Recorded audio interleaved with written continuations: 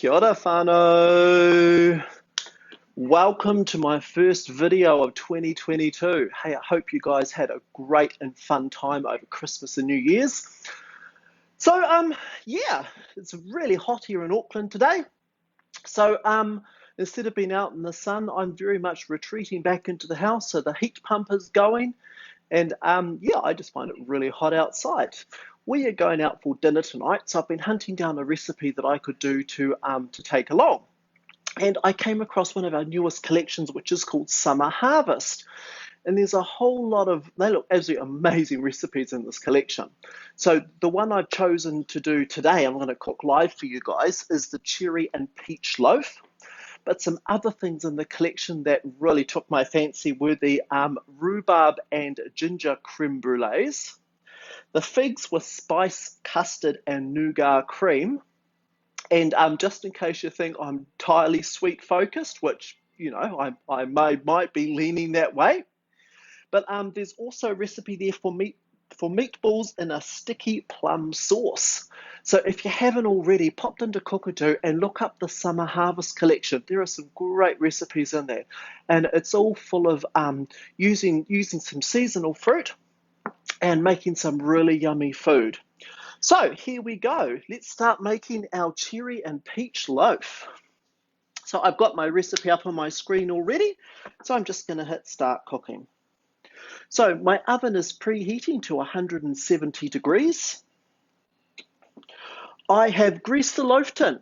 So I don't bother lining my loaf tin. So far I've not had any problems. This is just a non-stick one. Into my bowl I'm going to add 150 grams of butter. So it asks for the butter to be slightly softened and cut into cubes. So that's what I've done. I'm just going to tear my scales. In goes 150 grams of butter.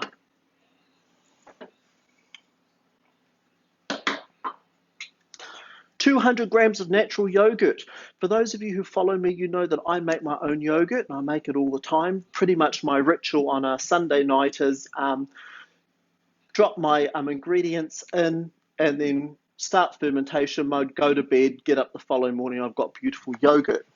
So what I've got here is my homemade yogurt, or some of it. And this one here, as you'll see, is really thick. I actually went out to Countdown and I bought something called an Icelandic yogurt, and it is really, really thick. And I tell you what, it makes the most beautiful yogurt. So here we go, 200 grams of homemade or natural yogurt. Look how thick that is, guys.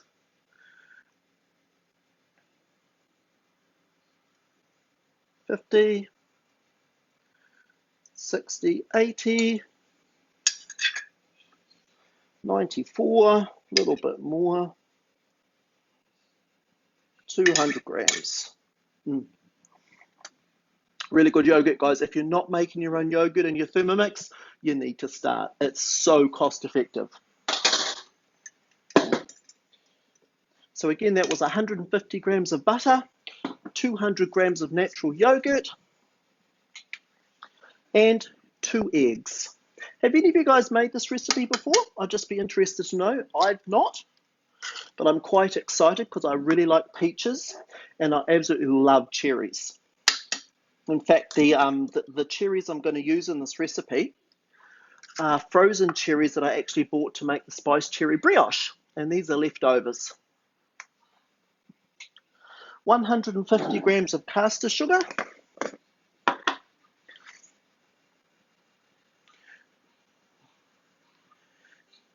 As I say, when I make a recipe for the first time, pretty much I will put the regular amount of sugar in.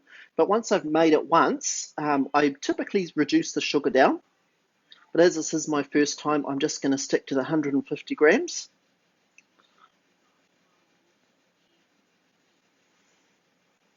Almost there.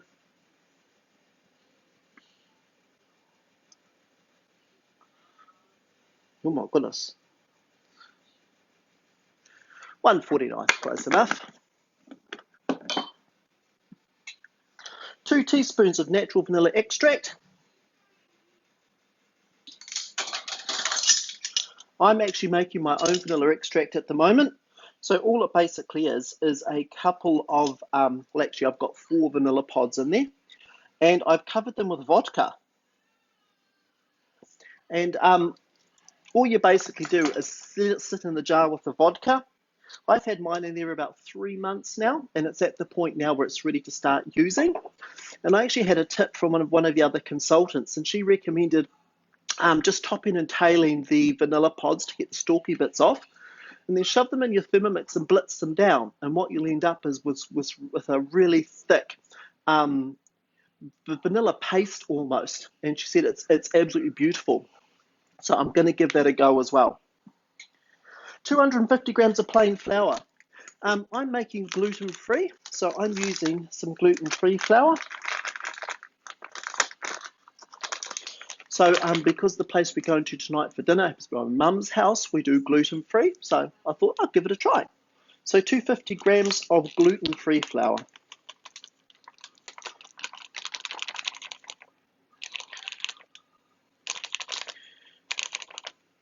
And if you guys have got any recipes that you'd like me to demonstrate for you, by all means, please just get in contact with me and let me know, because I'm always on the hunt for new things to try. Oh, a little bit too much there. Okay. 2 teaspoons of baking powder. Better not use the same teaspoon I've just put the vanilla in with her. So 1. Now, because I'm using gluten-free flour, what I'm going to do is make one of my teaspoons of baking powder a fairly high one. So that just gives it an extra lift, because sometimes gluten-free flour can be a little bit heavy. But you know what? We'll find out when it comes out of the oven. A little bit of sea salt.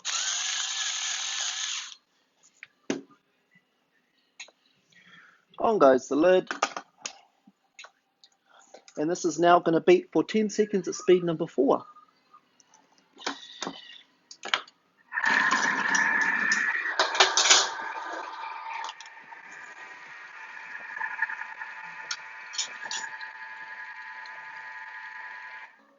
Hey, Latika.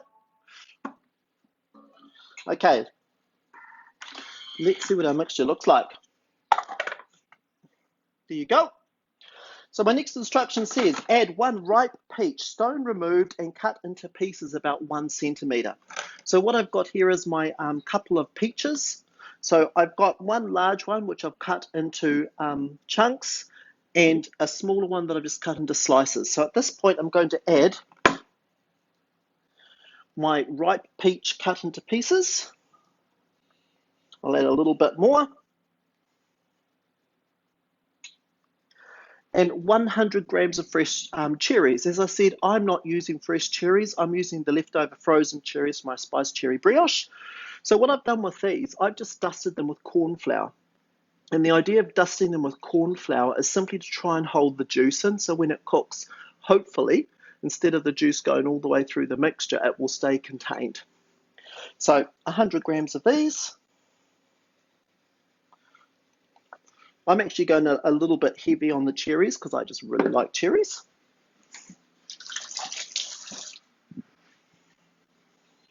And of course, those are pitted. And now it's just asking me to stir these up and to combine them with the spatula. This is quite a light, it's a very light mixture in terms of colour. It's almost like a vanilla cake type of recipe.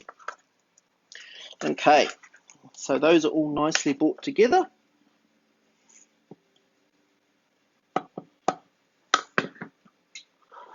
And now it's asking me to spoon them into my previously greased loaf tin. So here we go.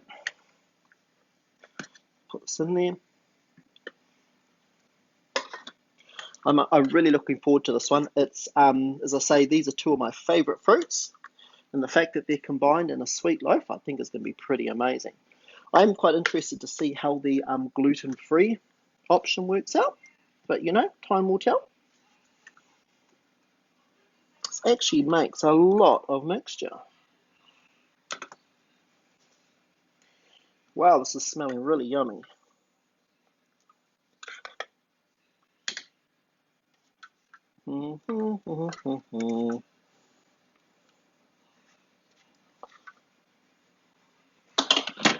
Okay. Oh, Simon's been a bit of a pig here. A lot of mess on the side, but that's okay. Just scrape that off. It's really nice having the big chunks of fruit in here. So I'm just going to scrape that off.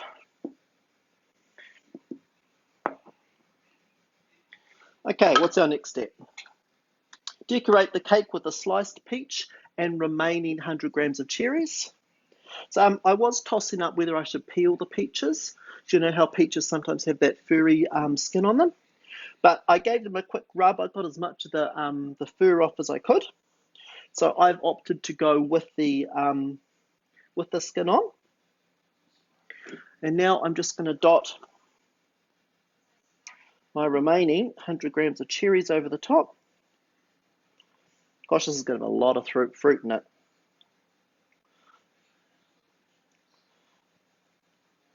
So once you've done this, you put it in the oven and it cooks for about an hour and a half at 170 degrees.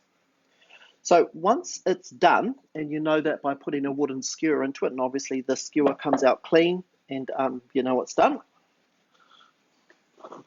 Oh, better clean those bits up. So that's it there. Looks amazing, it smells really good too. So you bake it in the oven for an hour and a half. Oh, I forgot to sprinkle over a tablespoon of slivered almonds. So I'm just going to take a rough guesstimate there. I don't know. I like almonds as well. I might put in a little bit more than it says. There's a little hole there that needs some. So as I said, bake 1 hour 30 at 170 degrees until a skewer comes out clean. Once it's done, you brush it over with some warm apricot jam. So I've got some lovely homemade apricot jam here. So once it comes out of the oven, I'm just going to nuke about a tablespoon of this, and then I'm just going to brush it over with the pastry brush, and then leave it in the tin to cool for 10 minutes, and then place it out in a wire rack to cool completely before you eat it. Hey guys, I'm going to go and put this in the oven now, but by all means give this recipe a go. Come back to my page and I will put a photo up of my finished loaf. And I hope you guys have a great day. And yeah, I hope you're enjoying the heat. I'll see you later. Bye-bye.